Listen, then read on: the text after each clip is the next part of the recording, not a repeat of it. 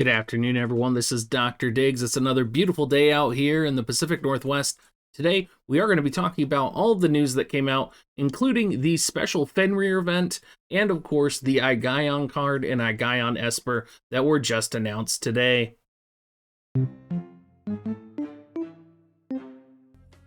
Now, I do think most people were probably really excited for the Aiggy-bear Esper, and honestly, I think because we had the card come out with Exorcist and we had Slash, Resist, Pierce, I'm a little bit less excited for the card.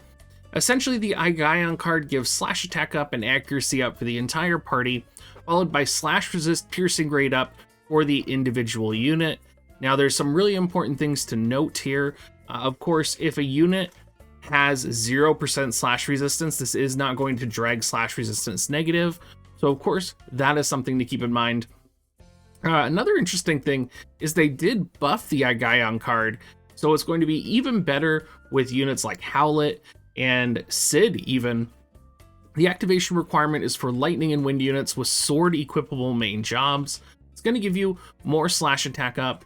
That's going to be really powerful for pretty much any unit that can equip a sword that's lightning and wind. Of course, the first two that I think of are Howlet and Sid. You could even say like Ravi's, you could say Dario. There's a whole bunch of them. The Aiggy-bear Esper, if you guys aren't aware as well, the Aiggy-bear Esper is pretty good for Howlet and is probably best in slot for any spell mage type of character, and is definitely worth chasing if there's a 10k step up. We also got another card, which is also pretty good, I would actually say, for an MR card.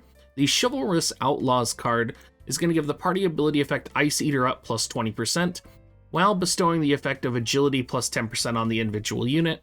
Comes in at around 70 magic, 70 attack. It's definitely not the best card, but if you're maybe in a live PvP match where you are looking at the cost of your equipment, you never know, you might not, you might just throw this on there for the agility.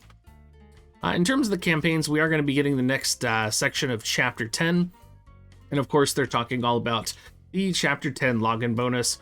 We're also going to be getting the Guild Gift Campaign, which is going to give triple the gifts of the Guild Medals, which is going to be awesome.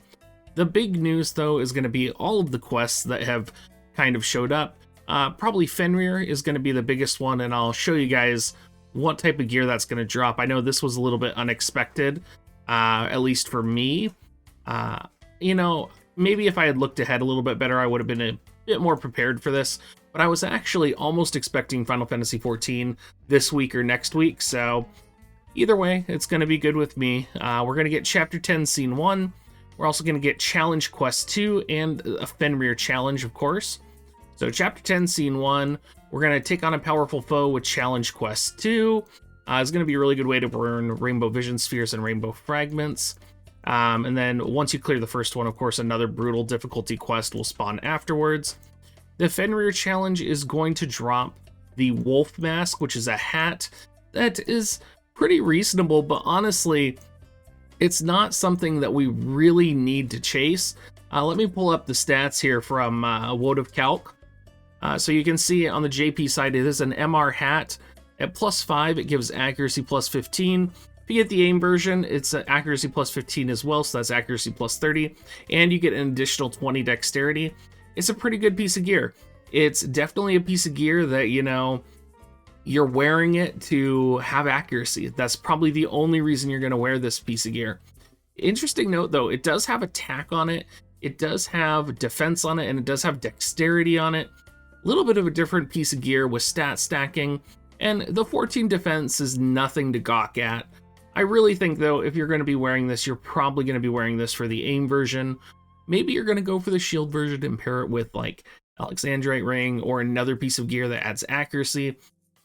Really, though, I think we have other better pieces of gear in the game right now, and I think most people are going to, for the most part, go ahead and hard skip this.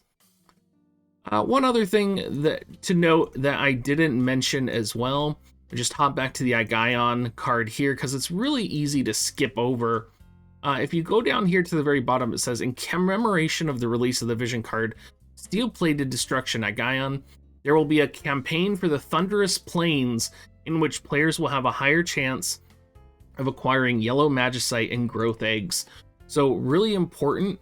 It doesn't look like there's going to be like a special icon. It looks like you just have to know that when you are running your Chocobo expedition, you need to make sure that your primary expedition is going to be on Thunderous Plains next week.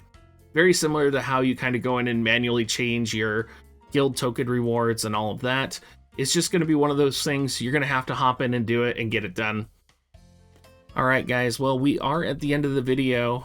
For those of you that made it this far, I do have a new microphone setup, so I would love to hear if you guys thought I was coming through clearer, louder, or better right now. And as always, if you are planning on buying Visior, please use my affiliate link, dig.gs/coins, or make sure you come and swing by dig.gs/offer. That helps as well. Thank you so much everyone, and have a great rest of your day.